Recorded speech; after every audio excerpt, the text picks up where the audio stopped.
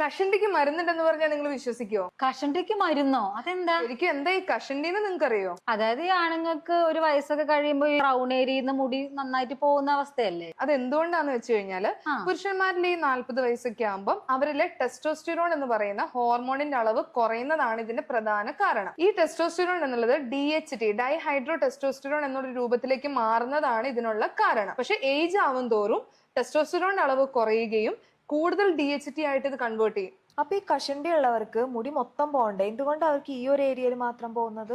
അതിന്റെ കാരണം ടെസ്റ്റോസ്റ്റിറോണിന്റെ റിസപ്റ്റേഴ്സ് ഉള്ളത് ഈ ഒരു ഏരിയയിലാണ്. അപ്പം ബ്ലഡിൽ ടെസ്റ്റോസ്റ്റിറോണിന്റെ അളവ് കുറഞ്ഞാൽ എന്തായാലും ഈ ഒരു ഭാഗത്തുനിന്ന് മാത്രമായിരിക്കും അവർക്ക് കൂടുതലായിട്ട് മുടി പോകുന്നത്. അപ്പൊ നീ നേരത്തെ പറഞ്ഞ മരുന്ന് എന്താ?